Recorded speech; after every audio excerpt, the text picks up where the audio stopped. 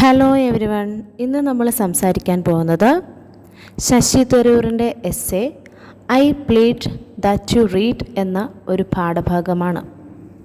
വായനയുടെ ആവശ്യകതയെപ്പറ്റിയും വായനയിൽ വന്നിരിക്കുന്ന മാറ്റങ്ങളെപ്പറ്റിയുമാണ് ശശി തരൂർ ഈ ഗദ്യഭാഗത്ത് പരാമർശിക്കുന്നത്. വായനാശീലത്തിൽ വന്നുകൊണ്ടിരിക്കുന്ന കുറവിനെപ്പറ്റി പറഞ്ഞാൽ കിട്ടുന്ന മറുപടി എല്ലാ ചെറുപ്പക്കാരും ഇപ്പോഴും വായിച്ചുകൊണ്ടിരിക്കുകയാണ് എന്നതാണ്. പക്ഷെ വായിച്ചുകൊണ്ടിരിക്കുന്നത് എത്തരത്തിലുള്ള വായനയാണ് എന്നാണ് നമ്മൾ മനസ്സിലാക്കേണ്ടത്. അത് ഡിജിറ്റൽ വായനയാണ്, തീർത്തും പുസ്തക വായന അല്ല. പഴയ തലമുറക്കാർ വായിച്ചിരുന്നതിൽ കൂടുതൽ ഇവർ മൊബൈൽ ഫോണിൽ വായിക്കുന്നുണ്ട്. പക്ഷേ മൊബൈൽ ഫോണിലുള്ള വായന ഒരിക്കലും ആഴത്തിലുള്ള വായനയല്ല. അത് വേഗത്തിലുള്ളതും അശ്രദ്ധയുള്ള വായന കൂടിയാണ്. അത് അപകടം നിറഞ്ഞ ഒരു വായന കൂടിയാണ്. ഫസ്റ്റ് മൺഡേ എന്ന ഒരു മാഗസീനിൽ ആഴത്തിലുള്ള വായനയിൽ വന്ന തകർച്ചയെപ്പറ്റി ഒരു താക്കീത് നൽകുന്നുണ്ട്. വിമർശനാത്മകവും അറിഞ്ഞുകൊണ്ടുള്ളതുമായ വായന, സാഹിത്യരചനകളുടെ വായന, ഗഹനമായ വായന ഇവയൊക്കെയാണ് ഇപ്പോൾ അവഗണിക്കപ്പെടുന്ന വായനകൾ. വായനയിൽ തന്നെ പല മനഃശാസ്ത്രങ്ങളും അടങ്ങിയിട്ടുണ്ട്. ലക്ഷ്യബോധവും സന്തോഷവും വൈകാരിക പ്രതികരണവും ഭാവനയും മാനസിക പ്രതീകങ്ങളും സൃഷ്ടിപരതയും എല്ലാം വായനയുടെ സൃഷ്ടിയാണ്.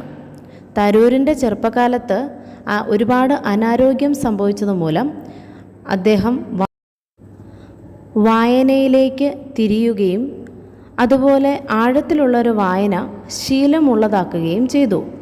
വെറും രസത്തിനാണ് വായിച്ചു തുടങ്ങിയതെങ്കിൽ അത് അദ്ദേഹത്തിൻ്റെ മനസ്സിൻ്റെ ചക്രവാളത്തെ ഒരുപാട് സ്വാധീനിച്ചു. ഭാഷാ സ്വാധീനം വർദ്ധിപ്പിക്കുകയും ചെയ്തു. വായന ആസ്വദിക്കാവുന്ന ഒരു പ്രവൃത്തിയാണെന്ന കാര്യം ഇന്നത്തെ ചെറുപ്പക്കാരിൽ അധികവും ആരും തന്നെ മനസ്സിലാക്കിയിട്ടില്ല. നമ്മൾ ജീവിക്കുന്നത് ഇൻഫർമേഷൻ ടെക്നോളജിയുടെ യുഗത്തിലാണ്. ഇവിടെ അനിവാര്യമാക്കുന്ന ഒരുപാട് സംഗതികളുണ്ട്.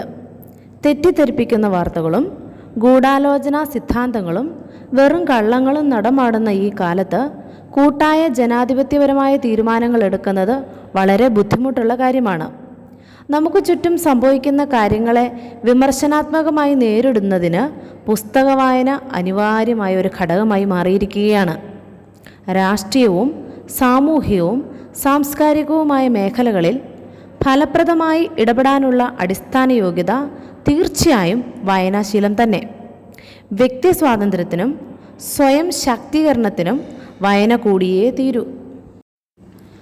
ഭാവിയിലെ വായനാ പരിശീലനം വായനാശീലത്തിൻ്റെ വളർച്ചയെ സഹായിക്കാൻ നിരന്തര പരിശ്രമം നടത്തിയിരിക്കണം. ഭാഷ പരാജയപ്പെടുമ്പോഴാണ് യുദ്ധം സംഭവിക്കുന്നത് എന്നാണ് വിദ്വാൻമാരുടെ അഭിപ്രായം. ലെബ്ലിന റീഡിംഗ് മാനിഫെസ്റ്റോ എന്ന ധവളപത്രം വായനാശീലത്തിനെ പ്രോത്സാഹിപ്പിക്കുന്നതിനുണ്ടാക്കിയതാണ്. ജനങ്ങളെ ഒരു പുതിയ വാക്ക് പഠിപ്പിക്കാൻ ഒരു പഴയ വാക്ക് ഉപയോഗിക്കുക. ആ പഴയ വാക്കാണ് വായിക്കുക എന്നത്. പേരുകേട്ട എഴുത്തുകാരി മാർഗരറ്റ് അറ്റ്വുഡ് പറഞ്ഞ വാക്കുകൾ നമുക്ക് ഓർക്കാം. ചെറുപ്പക്കാരായ വായനക്കാരും എഴുത്തുകാരും ഇപ്പോൾ ഇല്ലെങ്കിൽ വളരെ അടുത്ത ഭാവിയിൽ മുതിർന്നവരായ വായനക്കാരും എഴുത്തുകാരും ഉണ്ടാവില്ല.